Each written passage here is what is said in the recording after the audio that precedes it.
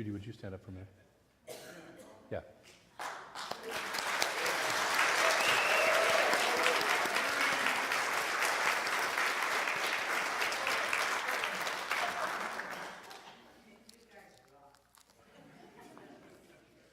I'd like to say I wish I can sing that good when I'm 80 years old, but I can't sing that good now, so I won't be able to.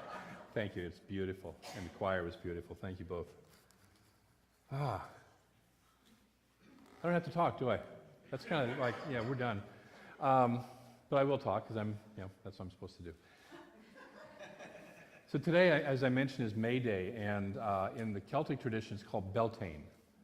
Beltane, and that was celebrated still is celebrated in Ireland and Scotland and the Isle of Man, kind of those northern British Isles sort of areas that, and Beltane is kind of the midway point of spring between the spring equinox and the summer equinox, and it's really their celebration of spring, because finally by now things are growing and it's warming up. See, here in Redding, things start growing in January, right? And it starts warming up. But if you've ever been up to that northern area of the British Isles, it's pretty chilly. And so they've had this festival for thousands of years. It's pre-Christian. It's a wonderful ceremony. And in the old days, they used to light a pair of bonfires in every community, and it was a celebration. And there was a number of things they would do around that. But one of the things they would do was they would take each person who lived in the village would put out their own home fire that they had going for the whole, kind of through the winter. And then they would relight the fire from the Beltane fire, from the communal fire that was in the center of the village. And I love that idea that each fire then in the home comes from this one central point in the community. So each and every person, each and every home is interconnected by this fire that is burning in their fireplace. Isn't that a cool idea? That we're all connected by, and each of us is fed and connected by a fire that connects, that is a common theme with each of us. So I love that idea of that interconnection and of that coming together as a village and then being fed as a village. So our topic today, and we're working with a year-long topic of creating a world that works for all and looking at different aspects of it. And so today is, we take a look at, and one of my favorite Thomas Trord quotes, "My mind is a center of divine activity." My mind is a center of divine activity. So here's this infinite presence, and I'm a power center in the middle of it, right? I'm a power center in the middle of the infinite presence. I get to take that infinite power and direct it in my life to the places I want it to go to. I get to create my own power grid, if you want to use that analogy. So I get to use that. And the Ernest Holmes quote that this comes from, from What We Believe, and it says, "We believe that life is the logical and necessary outcome of the infinite self-knowingness of God." The infinite self-knowingness of God.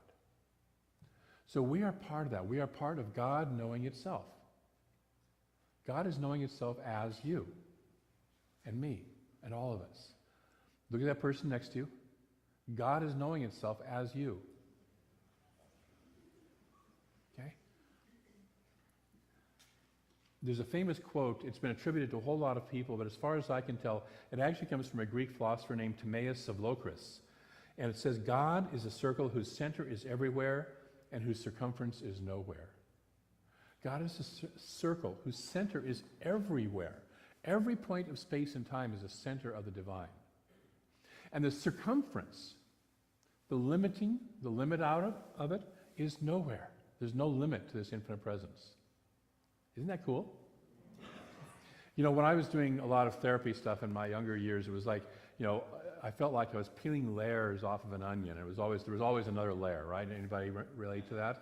There's always another layer to go through. When I finally got that what we're really doing is expanding out into how good God is, how vast this joy, this love, this great good is, it became, wait, I'm just moving into the next layer of good of the divine. And yes, there's some stuff to remove to get there, but then I can focus on what am I moving into rather than what am I letting go of.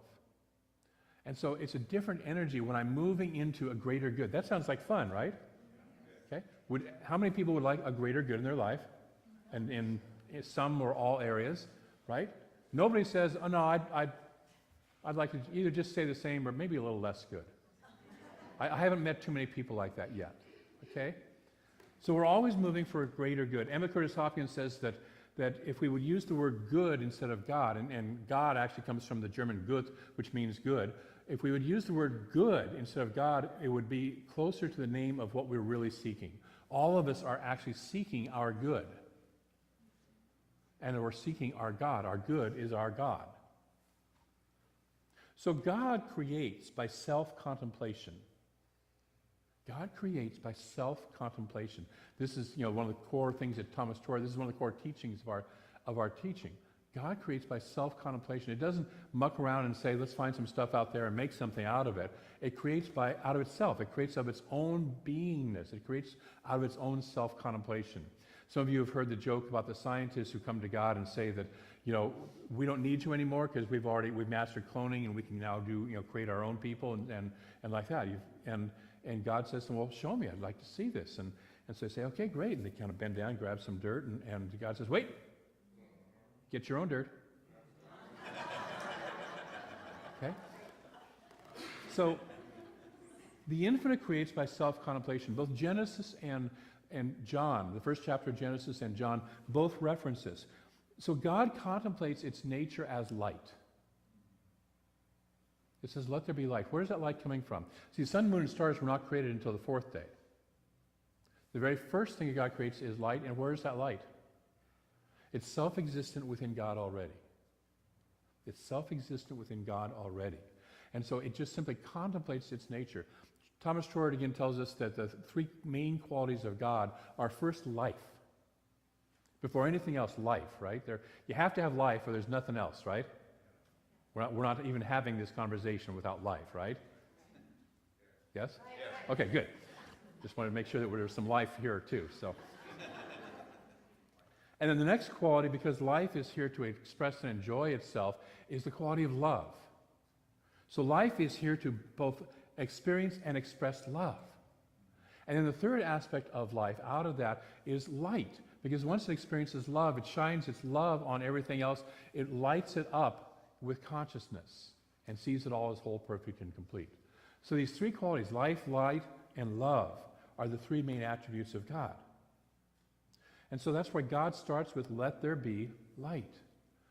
So we can have that consciousness that illuminates everything else.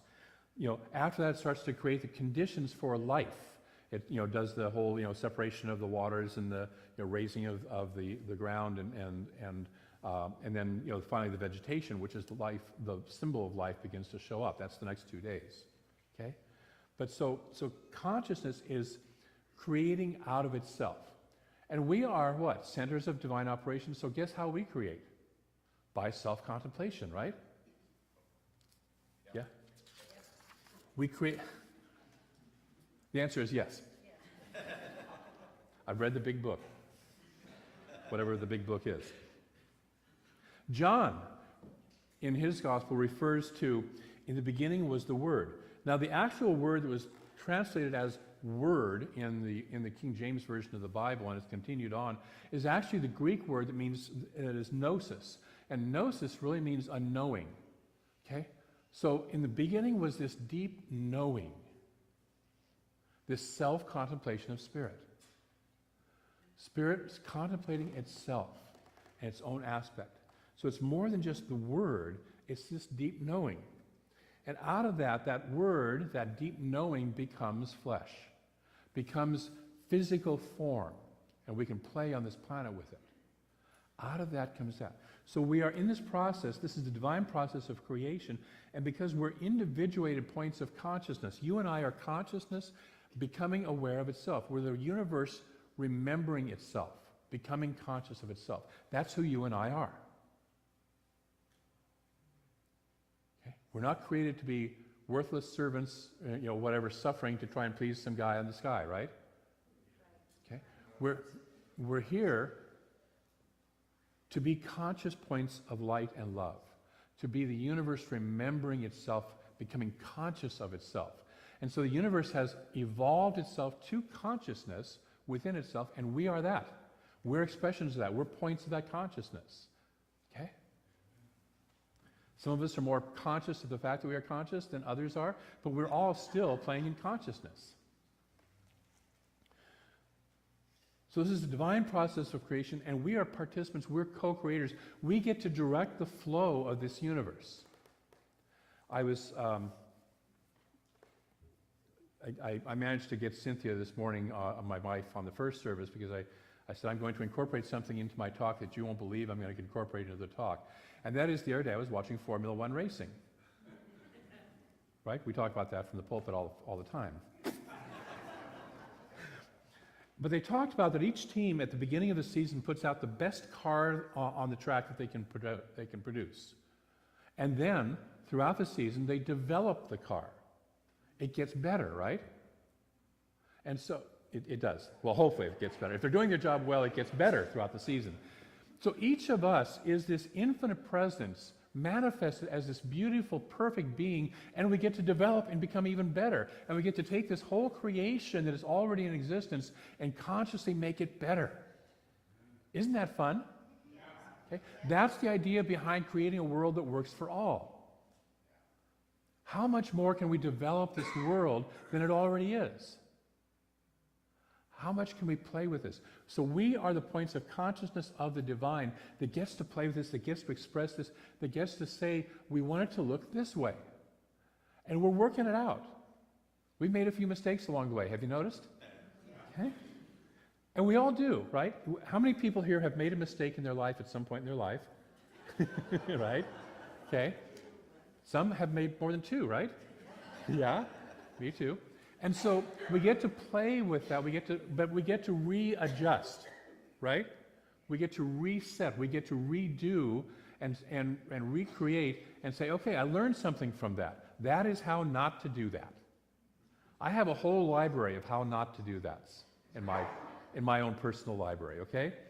Some of it's still happening. I'm still adding to the library.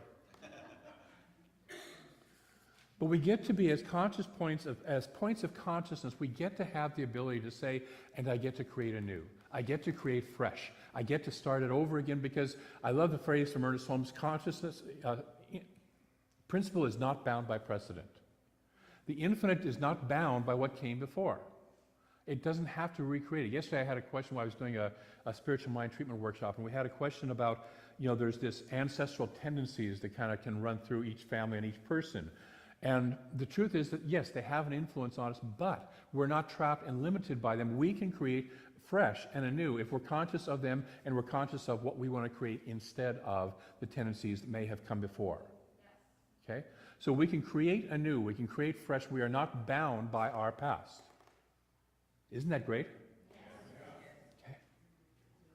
So we are participants, we are co-creators. By the way, if we can create from our past the parts we like, we can continue them on and make them better. Okay? And the parts of the past that we don't like, we can say, you know what, I'm changing that, I'm going in a different direction. So we are conscious, we're becoming self-aware. And the process that we use to co-create is the same as the divine process, which is contemplation. So the question then is, what am I contemplating? What do I contemplate in my life? My friend Andy Anderson has a wonderful song that says, I'm always thinking and you're always thinking, but do we really think what we think about? Do we really pay attention to what we're thinking about?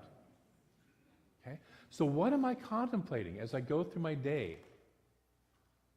My attention, where I put my attention is my contemplation. What I put my attention and my energy on is my contemplation. Where am I putting my energy? I have a Facebook friend who's from CSL Seattle, and he has an issue with Donald Trump. And I'm not here to do any political stuff. I'm just here to say he has an issue with Donald Trump. And he posts frequently, daily, many times a day, on his Facebook page, every derogatory thing he can find about Donald Trump. Eventually, somebody posted on his Facebook page, in the comments section, and said, you do realize that as you keep this up, you just give him more attention. You just give more attention to what you don't want in your life. Okay? And we oftentimes do that. We start giving attention to what we don't want in our lives. And what I want to say is, stop it. Reboot. Do something different. Put your attention somewhere else. I had right after the first service, I had somebody who said, so how do I change my, I'm having some back issues. So how do I have a pain-free back? And I said, you don't contemplate a pain-free back because the word is pain.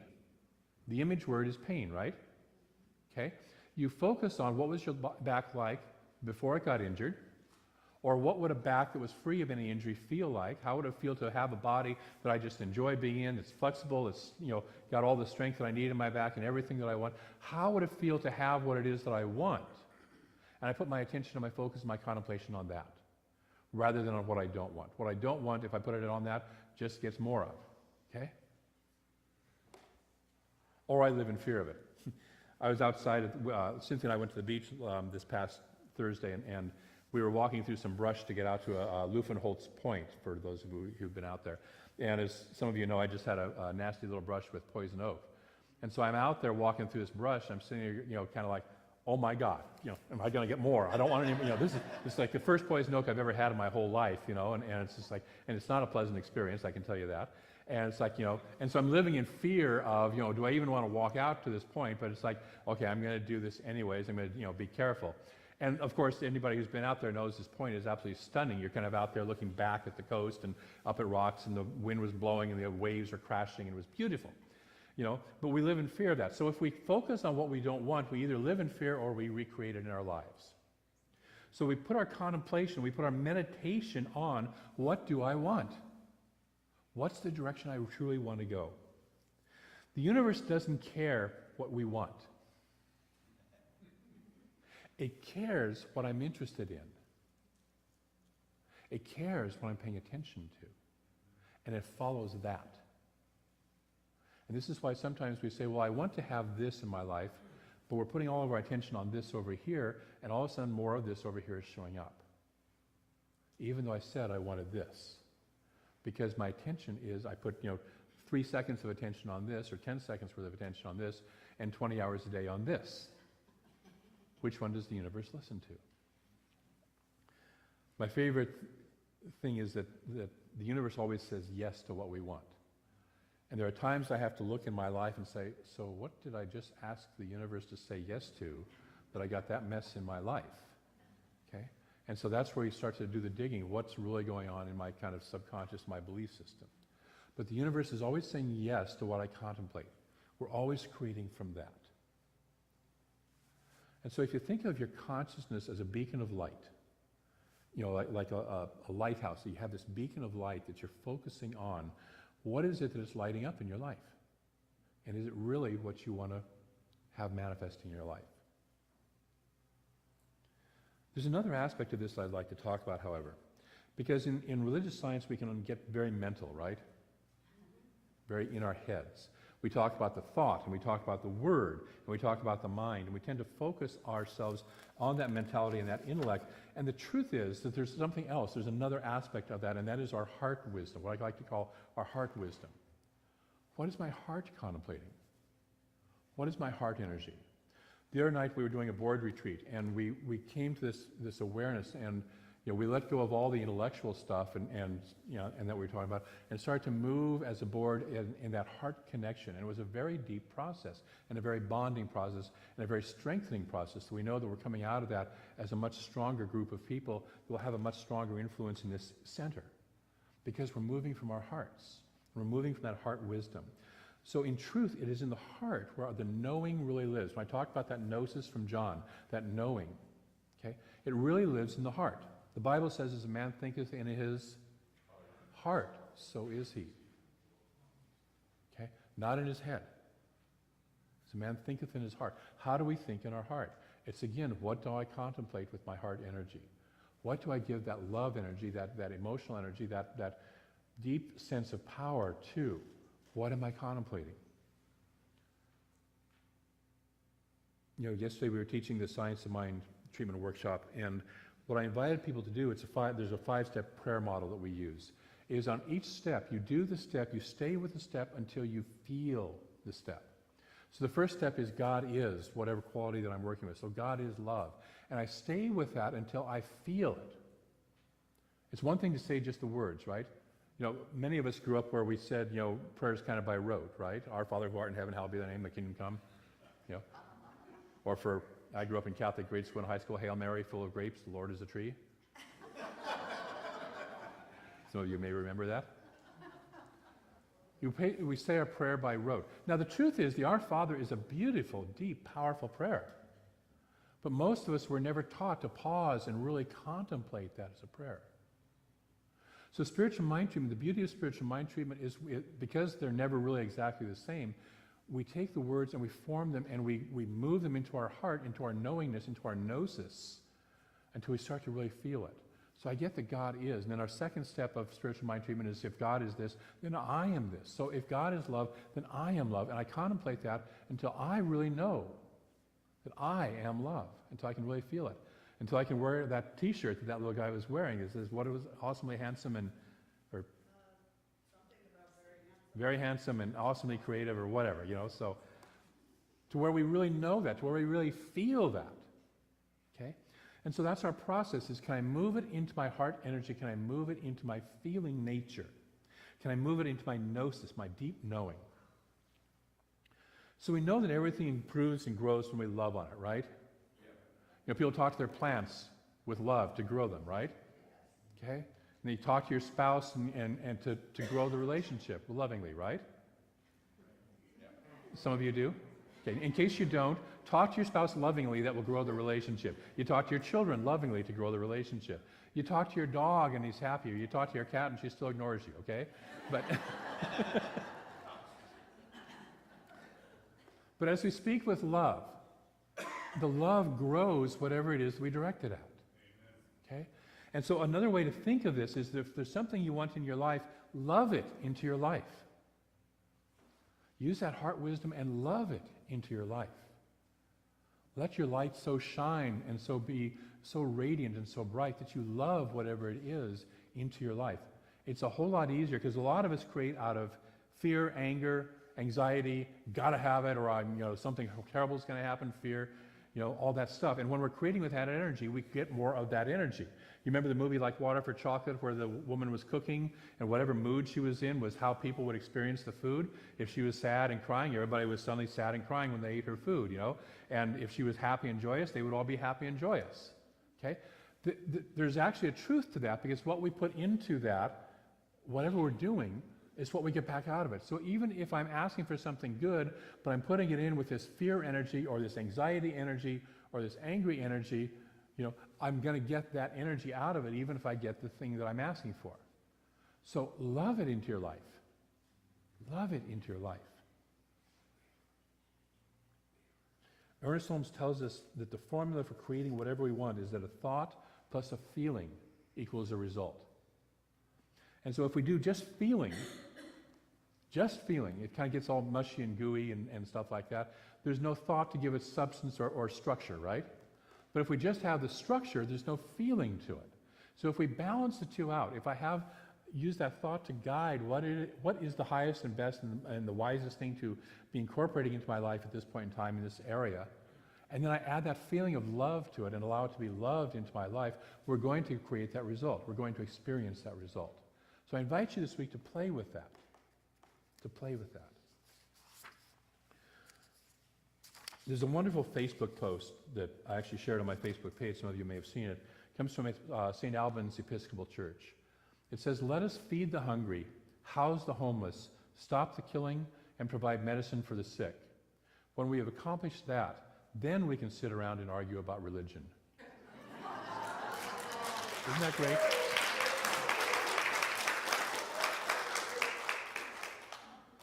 In the corporate world, there's something called majoring in minors.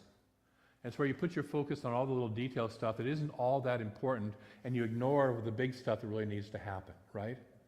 And so oftentimes in our world and in our lives, we put our focus on all the little detail stuff, and we forget, what are we really here for? What are we really here for? I recently, every once in a while I get, hear rumblings and grumblings in the center. Somebody's unhappy about something or other. Recently I heard that somebody was unhappy just a couple of weeks ago about the Christmas Eve service, 3.5 months after it happened. And it's like, okay, there were some mistakes we made there, and we learned, and we're going to do it, differently this Christmas, okay? But if 3.5 months later somebody's still unhappy about it, it's like, where's the focus? Where's the energy? We're here creating a world that works for all. We're here dealing with much bigger stuff.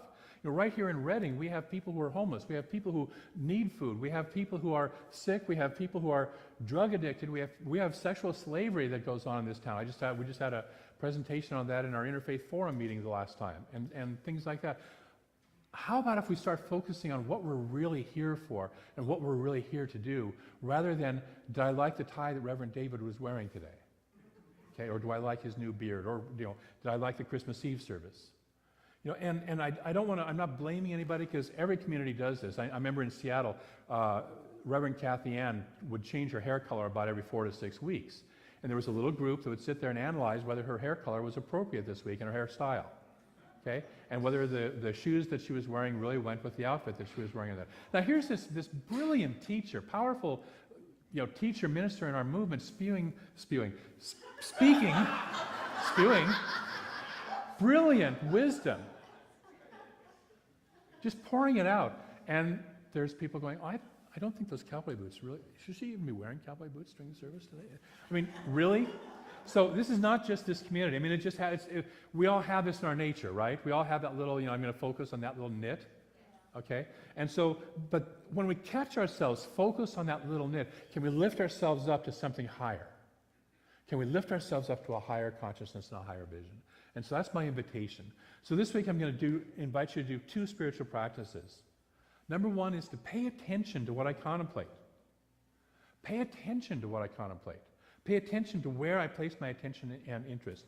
I have friends who have little alarms on their clocks or their phones that go off every hour. And the purpose of that, just a little ding, is to remind them, what am I thinking right now? What am I focusing on right now? So anything we can do to get ourselves aware, what am I focusing on right now? What am I putting my attention on right now? Because that's what I'm moving into my life. That's what I'm moving more of into my life. So that's the first one, is to pay attention. Pay attention to what I contemplate. Am I focused on what I want? And then secondly, is to take the time to contemplate from the heart what I do want. Take the time, and I sometimes find, just for myself, just putting my hand on my heart. And just sitting there, and if there's something I want, just reminding myself to get out of the head, because I can sometimes be a very heady person. Get back into the heart and contemplate and love what I want into my life. So I invite you to do those 2 spiritual practices this week. Number 1 is just pay attention to what you're contemplating. Catch yourself, just watch yourself. Mary Manet Morrissey talks about that she has this little trigger in her mind of handles. That every time she sees a handle or reaches for a handle, which can be a door handle for a car or in her house or something like that, she asks, how am I handling this moment? Isn't that powerful? How am I So create a trigger that just brings you back to awareness. What am I doing? What am I doing right now? What am I paying attention to right now? And then secondly, take the time to love what you want into existence. I want to close with a quote from the wonderful Buddhist teacher Jack Kornfield, who said, "Wisdom is eternally gracious. It sees the world as it is, vast and ever-changing. It allows us to become ourselves, to awaken to the actual experience of existence without getting caught in it. We eventually recognize our shared experience, and a natural sense of respect arises. When we look through the eyes of wisdom, we dissolve separation and move into the compassionate state of loving awareness." This week I invite you to move into that compassionate state of loving awareness. First of all, with yourself. Because many of us, we're most unloving to is ourselves. And so whatever that list is you have of why you can't love yourself fully and that why you can't wear that t-shirt, dump it. Just dump it. Can we do that? You carried it around long enough, okay? It hasn't helped for the last 20, 30, 40, 50, 80 years. Dump it. Okay? Love yourself. And then love the world and love what it is that you want to see more of in the world into existence. So let's move into prayer. Support that. I know that there is this one infinite presence, that is the life, that is the love, that is the light. Out of that presence has come all of creation.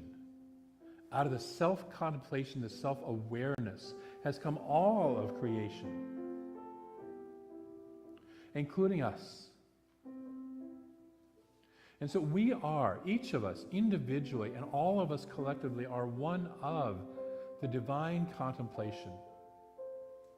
And therefore we are the love, the life, and the light. That is our nature, because we come from that. We always have been that. We are that right now, and we always will be that. Whether we know it or not, whether we remember it or not, it's the truth of who we truly are. And each of us is eventually going to wake up to that, so it might as well be now. Why put it off? So I recognize that I am one of that life, that love, and that light.